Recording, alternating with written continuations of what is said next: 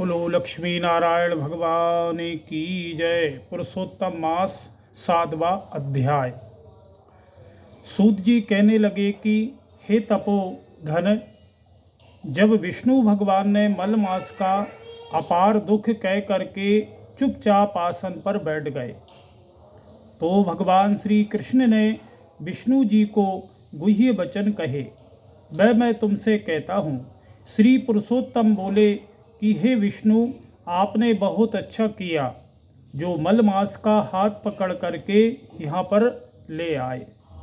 इससे लोक में महान कीर्ति पाओगे। जिसको तुमने स्वीकार किया है उसको मैंने भी स्वीकार किया है। अर्थात जो भगवान विष्णु की शरण में है, मानिए वो भगवान कृष्ण की भी शरण में है। इसको मैं अपने समान ही करूँगा। किसको? मलमास को। गुण कीर्ति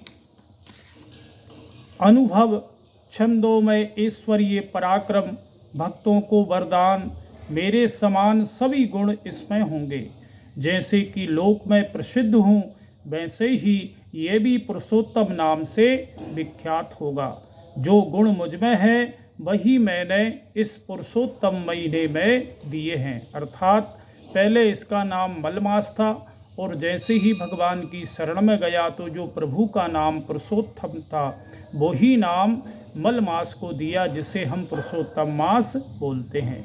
हे जनार्दन, तुम्हारी प्रसन्नता के लिए मैंने अपने सभी गुण इसको दे दिए और मैं भी इसका स्वामी हूँ।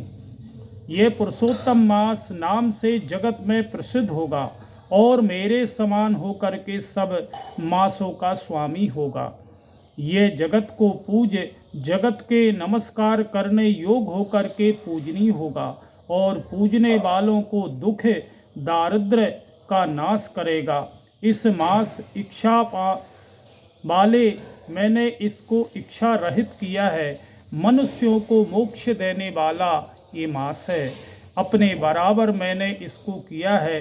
जो कोई इच्छा रहित या इच्छा वाला इसको पूजेगा वह अपने किए कर्मों को भस्म करके निसंशय मुझको ही प्राप्त होगा, अर्थात भगवान को।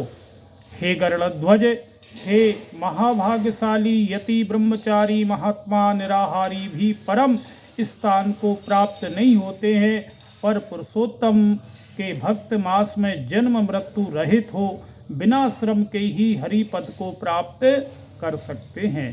सब साधनों में श्रेष्ठ, सब काम तथा अर्थ देने वाला ये पुरुषोत्तम मास सेवन योग है। जैसे हल से बोए हुए बीज करोड़ों गुना बढ़ते हैं, वैसे ही पुरुषोत्तम मास में किया हुआ पुण्य कोटि गुना बढ़ता है। कोई चतुर्मास के व्रत यज्ञों के द्वारा स्वर्ग में जाकर महाभोगों को भोग करके फिर से पृथ्वी पर आते हैं, किंतु जो पुरुषोत्तम का आदर से विधि पूर्वक सेवन करता है वह अपने कुल का उद्धार करके असंभव समान मुझको प्राप्त करता है। जो महा अज्ञानी मनुष्य इस मास में जप दान आदि नहीं करते और अच्छे कर्म नहीं करते, देव तीर्थ तथा ब्राह्मणों से बैर करते हैं, वे दुष्ट भाग वाले, दूसरों के भाग पर जीने वाले, उनको खरगोश के सींग के समान स्वप्न में ही सुख नहीं होगा। जब मूढ़ मनुष्य मेरे प्रिय मलमास का तिरस्कार करेंगे और जो धर्म का आचरण नहीं करेंगे वे सदैव नरक के गामी होंगे।